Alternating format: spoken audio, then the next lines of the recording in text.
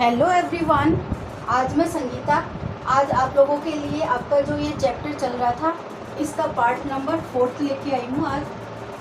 आज मैं इस चैप्टर को पूरा कर दूंगी। वस्त्रों की परिसज्जाएं।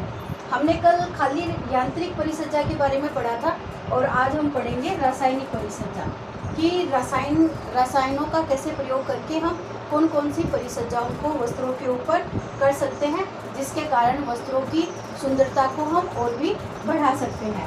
तो सबसे पहला आता है सलवट रोधी।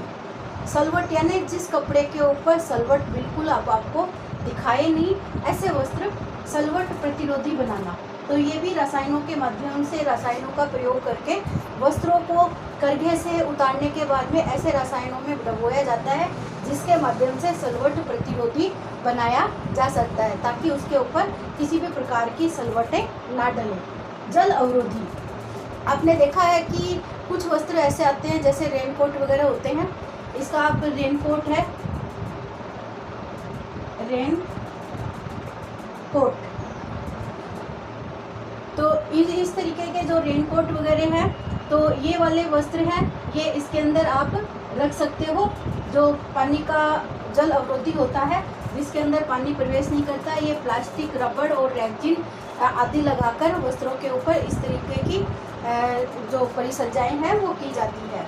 अग्नि अवरोधक, अज्वलनशील लगाकर वस्त्रों के छिद्रों को बंद करना। जैसे मैंने आपको उदाहरण बताया था, एस्बेस्टस है, वो एक रसायन होता है जो कि अग्नि अवरोधक वस्त्रों के ऊपर लगाकर उन वस्त्रों पर उस केमिकल के माध्यम से फिर अग्नि जब बुझाने का कार्य होता है तो वो उन तरीके के वस्त्र पहनते हैं। इससे अग्नि नहीं लग पाती है उन वस्त्रों में, इसलिए उनको अग्नि अवरोधक वस्त्र कहा जाता है। विरंजन करना। विरंजन का मतलब होता है सफ़ेद, सुंदर, आकर्षक बनाने हेतु वस्त्र पे किसी भी प्रकार के धब्बे नहीं दिखाई देना, वो विरंजक पदार्थ कहलाते हैं। तो ये भी एक परिसज्जाएं देनी होती है। इनके अंदर भी अलग अलग तरीके के ऑक्सीकारक और अवकारक दो प्रकार के विरंजक होते हैं, जिनकी सहायता से वस्त्र को सफ़ेद, सुंदर और आकर्षित बनाकर धब्बे रहित बनाया जा सकता है। फफूंद। फफूंद आप देखते हो, कॉटन कपड़े को अगर आप गीला प्रेस करने के बाद ऐसा का ऐसा रख देते हो तो उनकी सतह के ऊपर फफूंद लग जाती है, और फफूंद लगने के कारण वो कपड़ा है कागज़ की तरह पूरा कट के ख़राब हो जाता है। तो इनके ऊपर भी इस तरीके की फफूंद रहित एक केमिकल्स लगा सकते हैं, और ताकि उन कपड़ों को फफूंद से बचाया जा सकता है। कीट अवरोधी, जैसे ऊनी है और इसके साथ एक रेशम भी है, जिनके ऊपर दोनों वस्त्रों के ऊपर कीट लगने की, क्योंकि ये दोनों ही वस्त्र है, ये प्रोटीन युक्त है और जानवरों से ही हमें प्राप्त होता है, इसलिए इन वस्त्रों के ऊपर फफूंद लगना, कीड़े लगने का पूरा चांस होता है। तो इनको इस तरीके के केमिकल्स के अंदर लगाया जाता है ताकि इन वस्त्रों को हम कीट लगने से बचा सके। ऐसे उपाय किए जाते हैं ताकि इनके ऊपर हम इन दोनों परिसज्जाओं को अच्छे से तैयार कर सकते हैं, ऊनी के ऊपर, रेशम के ऊपर, ताकि इनके ऊपर कीट ना लगे। वजन बढ़ाना। वजन यानी धात्विक लवण लगाकर, यानी सोना, चांदी आदि के तारों का प्रयोग करके ये भी एक रसायन होते हैं। तो इस तरीके के इनको वजन है वो भारी बन जाता है, और वस्त्रों को रसायनों के माध्यम से ये प्रक्रिया की जाती है ताकि धात्विक लवण लगाकर इनका वजन बढ़ा सकते हैं। अवशोषण क्षमता बढ़ाना।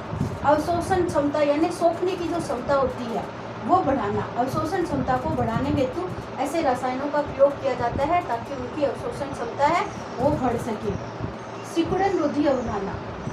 सिकुड़न यानी कपड़ा, जैसे मैंने आपको आपके 12th क्लास में मैंने टॉपिक पढ़ाया था एक, कि कपड़ा तैयार करना, जिसको हम पानी में डुबो के 6 घंटे तक रखते हैं, जिससे वो कपड़ा जितना सिकुड़ना होता है उतना सिकुड़ जाता है। तो हम इन्हीं को एक रसायन के माध्यम से इनके मौलिक आकार को प्रदान करवाते हैं, जिसके अंदर जितना कपड़ा सिकुड़ना होता है वो पहले ही सिकुड़ जाता है, उसके बाद वो सिकुड़ता नहीं और अपने मौलिक आकार को प्राप्त कर लेता है। उसके बाद वो मौलिक आकार वैसा का वैसा ही रहता है। तो ये इसका सिकुड़न अवरोधी कहलाता है। स्थायी प्रेस करना। स्थायी प्रेस का मतलब है धो और पहनो। इनके ऊपर बार बार प्रेस करने की आवश्यकता नहीं होती है, स्थायी प्रेस हो जाती है। ये भी कपड़ों के लिए बहुत फ़ायदा होता है। कि इनके ऊपर हम बार बार प्रेस करते हैं और जैसे ही समेट के रखते हैं तो उन पर सिलवटें डल जाती है। तो ये एक स्थायी प्रेस होती है जिसके माध्यम से हम वस्त्रों को सुंदर आकर्षक बना सकते हैं। मर्सराइजिंग करना, सतह को चिकनी अवशोषण क्षमता बढ़ाने हेतु रंगाई आसान व सघन बनाना। ये भी रसायनों के माध्यम से हम ये प्रक्रिया सतह को चिकनी अवशोषण क्षमता बढ़ाने को मर्सराइजिंग कहा जाता है। तो ये इस तरीके से हमारी यांत्रिक परिसज्जा और रासायनिक परिसज्जा दोनों कंप्लीट हो गई है। इससे आपका चैप्टर है ये मेन बिंदु मैंने पूरे कवर कर दिए हैं। आप इसको ध्यान से देखना और समझने का प्रयास करना, और नहीं समझ में आए तो आप कमेंट के माध्यम से आप मेरे से पूछ सकते हो। ऑल द बेस्ट बच्चों, थैंक यू।